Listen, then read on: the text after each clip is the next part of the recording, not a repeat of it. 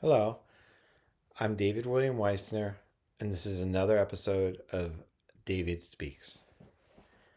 Today, we're going to talk about my escape from a psychiatric hospital called South Beach Psychiatric Hospital in Staten Island and what went on after that. As you know from my previous videos, I've had bipolar disorder since the age of 19, and I've written a book called Bipolar Disorder Through My Eyes, a memoir of hope. And I would like you to buy it one day if you're interested in my story or me and see what it's like to go through a lifetime of this disability. Okay, I was in the hospital for a few weeks and we were going down to the lunchroom, and then one of the staff opens the door, and one of the clients or inmates, as I'll call us, uh, patients, ran out the door. So I saw my chance, and all the staff ran after him that way. I said, oh, this could be my chance. So I just ran out the other way. I ran through a field and plants and trees. I found a fence, a long fence, a high fence. I climbed over the fence and I was free. I had a couple of friends in Staten Island help me, and they brought me eventually to a place we called the Shack, which is my friend's house. I stayed there a couple of weeks hiding out, and then um, they took they allowed me to come over the bridge into New Jersey, and I was homeless a little bit in Princeton for a few days, and it was kind of a crazy few weeks, but um, I wanted to be free from the hell they call a mental hospital. You know, they treat us like criminals when we were sick people. Honestly, I don't. Bipolar disorder is a physical disorder. It's brain chemistry. They take away our phones. They take away our computers. They don't allow us to touch the other patients in an amorous way. They treat us like animals, and we're just sick people. We're not criminals. We're sick people. So I escaped, and I made my way to Princeton, and I had to sleep in a graveyard one night for safety. And I found a slice of pizza in a dumpster in a box from Domino's, more than a slice, like four slices. And I was never so happy to find Domino's pizza because they had whoever the students who were in Princeton didn't like it or they didn't want it. And it was the best meal of my life because I love pizza and I was homeless and on the run from a sick place called a mental hospital. Meaning, sick people are in there, but let me tell you something, they don't belong there. They belong, I don't know what the answer is. They think everyone who has a disease is dangerous. It's not true. They aren't. Mostly they're just scared. So from there, it was on a Sunday. I went to some churches and they gave me some money to eat. And they sent me to, I got a train to Philadelphia where I stayed for a few nights with some charity place. Other people who were there who didn't have a place to live. They treated me very nicely. And during the day, I kind of wandered around Philadelphia. And I was sitting on the steps of the Philadelphia School of the Arts, just just relaxing and watching, being free, loving my freedom temporarily. And all of a sudden, a vision walked by me. The most beautiful girl I've ever seen. A redhead with freckles and skin so white. It was like some kind of a dream. Like she looked so ethereal. She had light eyes like hazel, the long red hair. Her face was like some kind of white marble. So beautiful.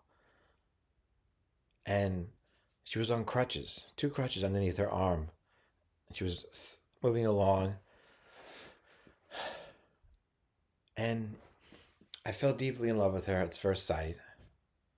And I said to myself while I was sitting on those steps, I said, yeah, David, go chase another angel with a broken wing. And I did. I got up and I walked like 10 steps to her. And I said, I don't know what to say. I said anything that came to my mind. I said, hey, are there any pianos around here? Because if it's a school of the arts, and sometimes there's pianos in there. They're always in an art school. And she said, I guess so. Do you want to play one? And we talked for a while. And I asked her for her number. And she said, well, I'm not going to give you my number, but give me your number. And I will get back to you. I'm looking through my book now because I gave her a name that I want to use here.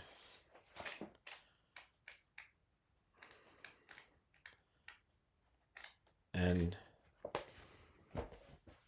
we'll call her Olivia. And Olivia was so beautiful, I didn't know what to do. She called me the next day, and where I was staying at the Catholic Charities, and we made a date for the next day. And we had such a beautiful time. I had met a man just in the mall. I told him I had a date, and he gave me $40 for it. So I went and I bought her some jewelry, some costume jewelry, just to not go empty-handed. And we met at the Liberty Bell. I think it was at 12 noon. And we went out for lunch. I was 24. She was 18. We met and went to McDonald's. It wasn't any big fancy restaurant. Wasn't anything, obviously. McDonald's, I'm sure any girl out there, if a guy took her to McDonald's, that would probably be the last date. But you know what? It was perfect for us because we were that much in love right away. It was love at first sight for both of us. And it was amazing. Maybe the most amazing day of my life. So I talked to her. Everything she said reminded me of a song. Everything. Like every time she said a sentence, we started singing. And she had a beautiful lilting voice.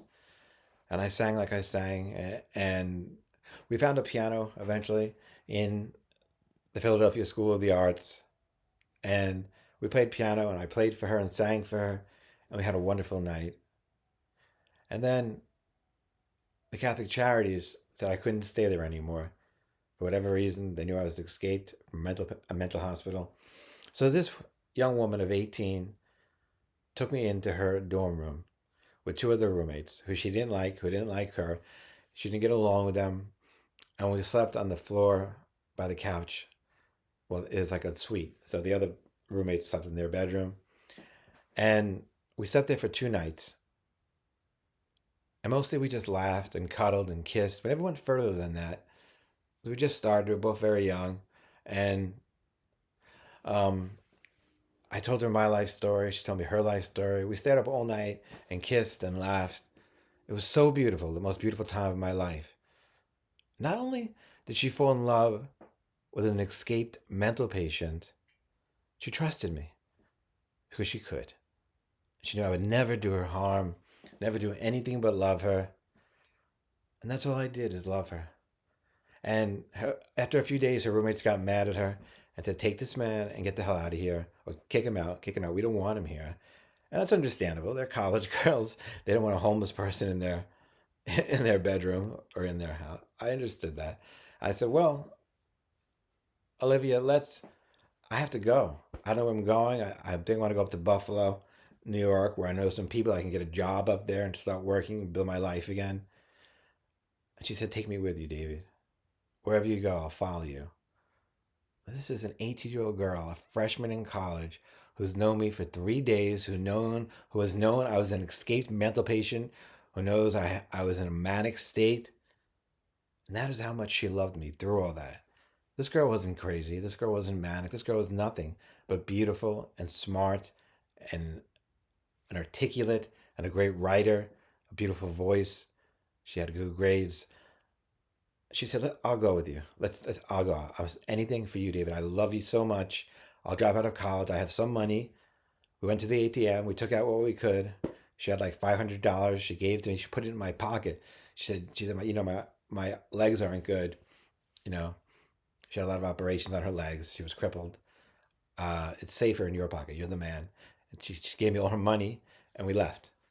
Okay, and we left, and we got a bus, and we were heading up to Buffalo, and we stopped in Boston at a hotel one night, and again, we didn't go all the way. We just fooled around and talked and laughed, and she was so young, and she had told me some things that she had been raped when she was 12 years old by a man where her mother worked as a social worker at some kind of homeless shelter. She'd been raped really badly, and she was afraid of sex because it hurt. And I respected that. And I wasn't looking at her as a sex object, although she was sexy for real. I was looking at her as a true love for life. And I loved her with all my heart. So eventually we made our way up to Buffalo. And we found I took her to a piano room up there where I used to play. I went for one term. I was in SUNY Buffalo. And I knew the area because I went to school there for one term when I was 19.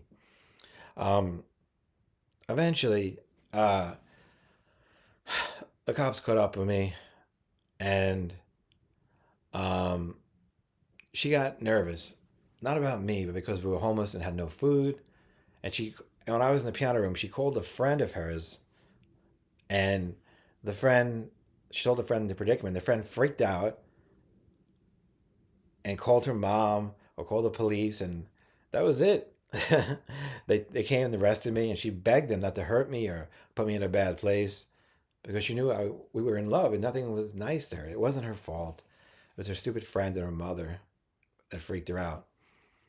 So they arrested me, took me to jail, and then they took me right to a hospital. And the cops treated me really nicely, very nicely. And they said, Olivia said you were the nicest, most respectful person she ever met. Please be nice to her, to him. And they were. So then South Beach came and sent a man who worked there, an orderly, whatever the names are, and they flew up to Buffalo to get me. And, they took me back by plane. And by that time, I was more pacified. I was like, well, I'll go back on my medicine and I'll serve my time. This is not good. And I made that